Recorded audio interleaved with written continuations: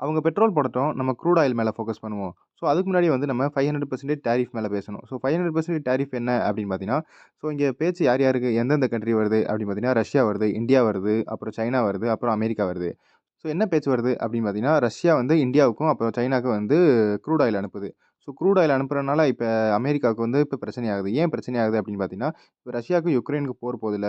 அந்த போர வந்து நிப்பாட்டுறதுக்காண்டி ரஷ்யா மேல வந்து சாங்ஷன் போட்டுருக்காங்க. ஸோ அந்த சாங்ஷன் மீறியும் இந்தியாவும், சைனாவும் வந்து க்ரூட் ஆயில் வாங்குது. ஸோ அத மீறி வாங்குறனால, நான் உங்க மேல வந்து 500% டாரிஃப் போட்டாலும் போடுவேன் அப்படின்னு அவங்க பேசிக்கிறாங்க. ஸோ அது வந்து ஒரு பழைய நியூஸ் வந்துச்சு. ஸோ என்ன பழைய நியூஸ் வந்துச்சுன்னா, 500% tariff on India, China over Russia business ties அப்படின்ட்டு பில்ல வந்து ப்ரொப்போஸ் பண்ணிட்டாங்க. ஸோ அது எப்ப கன்ஃபார்ம் ஆகும் அப்படின்னு சொன்னீங்கன்னா, இந்த மாசம் எண்டிங்குள்ள இல்லாட்டி அடுத்த மாசம் ஸ்டார்ட்டிங்குள்ள வந்து கன்ஃபார்ம் ஆயிரும்.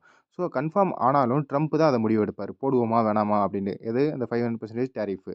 ஸோ இப்ப வந்து யுஎஸ் செனட்டர் அப்படின்னு சொல்லுவாங்க. ஸோ நம்ம ராஜ்யசபால மெம்பர் எப்படி இருப்பாங்க? ஸோ அதே மாரி யுஎஸோட செனட்டர் என்ன சொல்றாரு அப்படின்னு பார்த்தீங்கன்னா, bone crushing sanction needed to stop India, China, Brazil from buying Russian oil அப்படின்னு சொல்றாங்க.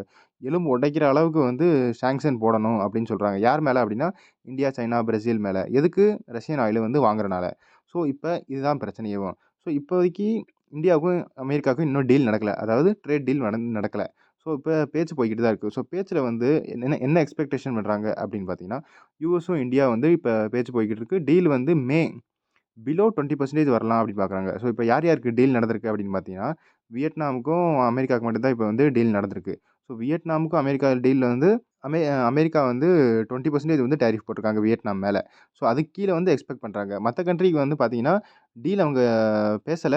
அவங்க பேசாமயே ஒரு லெட்டர் அனுப்பிச்சுட்டாங்க. இதான் உங்களுக்கு அப்படின்னு. ஏன்னா அவங்க வந்து டீல் பேசாதனால, இதுதான் இந்த பெர்சன்டேஜ் தான் உங்களுக்கு விழுகும் அப்படின்னு அவங்க லெட்டர் அனுப்பிச்சுட்டாங்க. அதான் உங்களுக்கு நியூஸ் தெரிஞ்சிருக்கும். ட்ரம்ப் வந்து டாரிஃப் எப்ப ஆரம்பிச்சாரு? எப்படி ஆரம்பிச்சாரு? எதனால ஆரம்பிச்சாரு? அப்படிங்கிற வீடியோ வந்து நம்ம சேனல்ல போட்டிருக்கு. கீழ இருக்க லிங்க்க வந்து டச் பண்ணி பாருங்க. ஸோ இந்த வீடியோல அவ்வளோதான். அடுத்த வீடியோல பார்ப்போம். நான் தான் ஸ்டாகர். Good bye.